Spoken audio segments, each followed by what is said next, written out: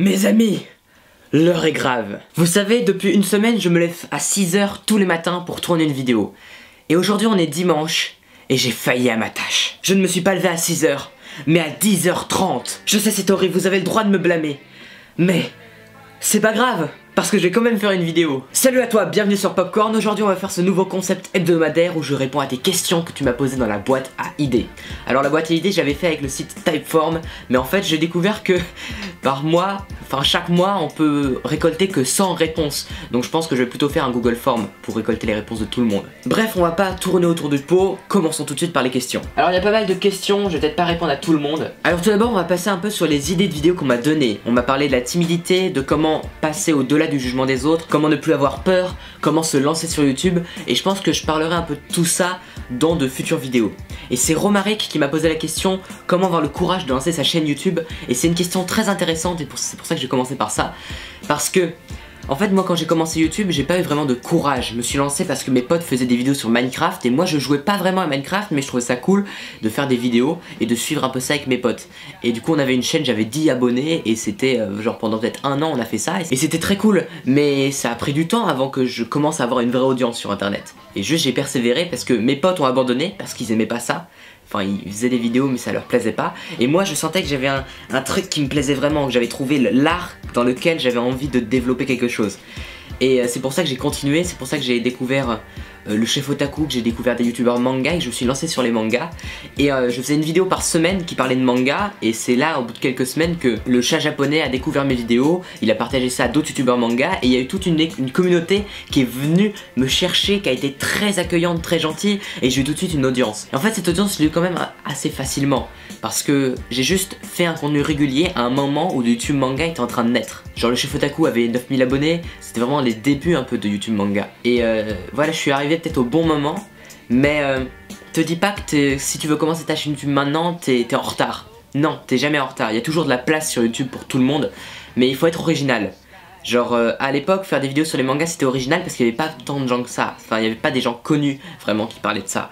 Et maintenant, si tu veux te lancer sur le YouTube manga par exemple, bah faut faire quelque chose de différent. Faut faire avec du contenu quotidien ou hebdomadaire, avec du contenu, avec des séries, avec un truc vraiment original, avec une approche et un angle de vue vraiment différent. Et sinon quand tu te lances sur YouTube, fais petit, commence petit, genre commence avec un contenu que tu peux faire genre en une journée. Tu poses ta caméra, tu parles de quelque chose que t'aimes bien, de quelque chose que tu ressens. Parle de toi parce que c'est le sujet que tu connais le mieux, t'es pas un expert, t'es jeune, t'es jeune ou vieux, peu importe, quand tu te lances sur YouTube, t'as pas forcément une expertise, mais t'as envie de faire des vidéos. Et si t'en as l'envie, ne lâche pas, commence, essaye de créer des trucs et persévère, même si t'as pas d'audience. Va sur le Discord, partage ta chaîne et les gens pourront venir voir, t'auras une audience comme ça. Parce que c'est ça qui est difficile, de trouver son audience. Voilà, commence petit, parle de toi, parle de tes sentiments. C'est hyper important d'être authentique dans ces vidéos. Ensuite il y a Giorgio qui me dit qu'il est aussi entré en terminale comme moi et qu'il a découvert la philosophie et que maintenant il se pose plein de questions philosophiques et que ça lui bouffe la vie. Alors c'est assez étonnant comme demande, on m'a jamais posé de questions un peu comme ça. Mais sinon, la philosophie, je déteste la philo. Vraiment je déteste en terminale la philo parce que je m'attendais à quelque chose de tellement mieux. À un truc où tu pouvais débattre, où tu pouvais donner ton avis, créer ta propre philosophie, où tu apprenais la vie.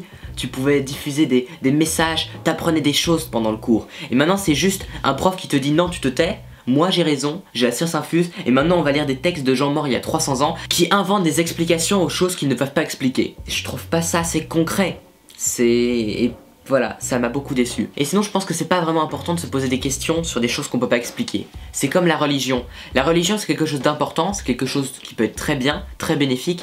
Mais si on passe notre temps à se poser des questions sur est-ce que Dieu existe, est-ce que Dieu a dit ça, on ne peut pas savoir si Dieu existe ou si Dieu n'existe pas. On ne peut pas savoir si Dieu communique avec nous, on peut pas expliquer ça. Alors moi je pense qu'il faut arrêter de se torturer la tête en cherchant des explications à des choses qu'on peut pas expliquer. Et sinon tu parlais genre pourquoi les mathématiques, pourquoi des questions un peu comme ça, un petit peu philosophiques.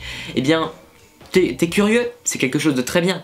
Et ça, il y a des réponses logiques à ça, tu peux chercher et c'est très bien d'être passionné, d'être curieux. Te torture pas la tête avec ça parce que tu fais quelque chose de bien. Et juste, cherche pas forcément de raison à tout, essaye de profiter de ce qui compte pour toi. Ensuite c'est Gwen qui a envoyé un très long message pour me demander si j'étais surdouée, parce que elle aussi elle est surdouée et elle parle dans son message que pour elle c'est un problème d'être surdouée. parce qu'on est différent des gens. Alors moi j'ai jamais fait de test de QI, jamais fait de test pour savoir si j'étais surdoué. J'ai failli sauter une classe, sauter le CE1, mais on m'a dit qu'il n'y avait pas si besoin que ça. Et puis j'étais petit, j'étais en fin d'année, donc j'aurais eu 2 ans de différence avec les autres, ce qui aurait été peut-être un petit peu compliqué. Et sinon j'ai jamais fait de test de QI parce que mes parents se disaient aussi que ça allait peut-être me donner la grosse tête, parce que j'étais un petit peu prétentieux quand j'étais petit. Mais sinon j'avais un peu tous les symptômes du surdoué, genre être un enfant chiant qui ramène toujours un peu sa science. Mais je pense que c'est pas ça le truc le plus important, d'être surdoué ou non. Être différent c'est bien, genre c'est bien d'être différent, il faut juste assumer ses différences parce que c'est important d'être unique, d'être irremplaçable, d'être quelqu'un d'indispensable pour les autres. Et je pense que moi c'est quelque chose que j'essaie de développer, d'être quelqu'un d'unique sur YouTube, unique envers les gens, être important pour les autres. Et parce que c'est quelque chose c'est important pour moi de me sentir vivant, de me sentir important, de sentir que j'apporte quelque chose au monde. Et voilà, il faut juste faire attention à soi et accepter qu'on est différent parce que c'est quelque chose de bien. Ensuite il y a Maya qui me propose de faire des vidéos sur l'art et sur la découverte un peu plus en dehors de chez moi et qui parle du squat au 59 rue de Rivoli. Et bien j'avais prévu d'y aller parce que j'ai vu des potes qui étaient allés et j'aimerais beaucoup aller visiter ce squat. C'est un squat qui a été réaménagé, qui a été racheté par la mairie de Paris je crois, et il y a plein d'artistes qui ont fait des tags, qui ont fait des peintures là-dedans et je pense que c'est très cool à voir. Et voilà, je pense que déjà en 2018 je sortirai beaucoup plus parce que je prévois pas mal de choses en 2018 aussi pendant mes vacances, donc soyez là en fin d'année, je vous explique un peu tous les projets. Ensuite il y a Maxence qui me demande comment j'arrive à tenir le rythme des vidéos et le rythme des cours. Et bien ça n'a jamais été aussi facile en réalité depuis que je me lève tous les matins assez tôt. Bon pas le dimanche, j'avoue que là je me suis pas trop levé tôt. Mais depuis que je me lève tous les matins à 6 h et que je tourne une vidéo, ça n'a jamais été aussi facile de faire des vidéos. Vraiment c'est juste une question d'habitude. Il faut se donner la force, il faut se donner le courage parce que moi les vidéos c'est vraiment le truc qui me motive. Et du coup j'étais prêt à faire tous les efforts pour faire de bonnes vidéos régulièrement. Et c'est hyper simple de tenir le rythme, vraiment genre parce que je tourne les vidéos le matin, je suis très heureux pendant la journée, je suis assez attentif et tout parce que j'arrive à...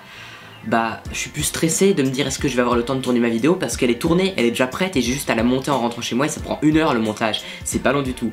Et du coup j'arrive vraiment à gérer le rythme. Ça fait 4 ans que je me cherche sur YouTube, que je cherche ce que je pourrais faire sur YouTube, que je cherche les projets, les idées de vidéos que je pourrais faire. Et en fait... je me relève un peu parce que j'étais en train de m'enfoncer dans mon siège. Et en fait, ça ce que je fais en ce moment, c'est vraiment ce que j'aime faire. Faire une vidéo quotidienne, rapporter du bonheur aux gens chaque jour. Et voilà, ça m'apporte beaucoup de bien et j'arrive assez facilement à gérer le rythme. Ensuite, c'est Loris qui m'a demandé, ça sera quoi le fil rouge de ma chaîne prochainement ?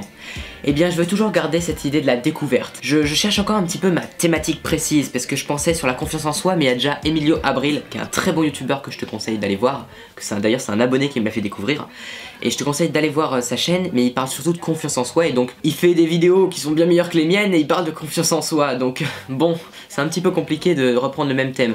Mais sinon des sujets que je trouve intéressants, l'organisation, il y a beaucoup de gens sur ma chaîne qui aiment beaucoup ce genre de vidéos et je trouve ça assez intéressant. Et sinon j'ai pas envie de vraiment de me restreindre, j'ai envie de parler vraiment de liberté, de découverte, de pouvoir sortir faire des vlogs, et ça c'est tout ce que je prévois en 2018 parce que il va y avoir du lourd en 2018. Sois là en fin d'année quand je vais t'expliquer tout ça. Bon voilà, on a un peu fait le tour de pas mal de questions, il y avait des questions un peu plus personnelles, mais vu que je voulais pas que la vidéo soit trop longue, j'ai pas vraiment pu y répondre. Bon allez, je vais y répondre, je vais faire un petit peu le fifou, je vais aller répondre à des questions plus personnelles. Alors il y a Joachim qui me demande quel est mon film préféré, mon plat préféré et mon livre préféré. Alors mon livre préféré, c'est Êtes-vous indispensable de Seth Godin. Ce livre est un chef-d'œuvre, c'est absolument génial. En fait c'est un livre qui a mis des mots sur des choses que je pensais déjà actuellement.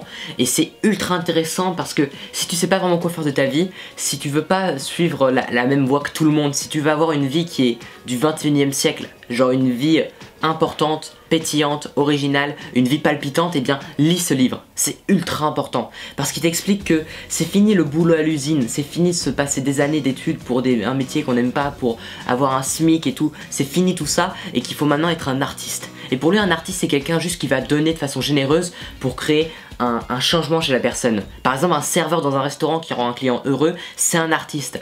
Et il disait que c'est ça, c'est le pouvoir du don qui va te rendre heureux. Et c'est magnifique comme livre. Vraiment je te le conseille vraiment de le lire.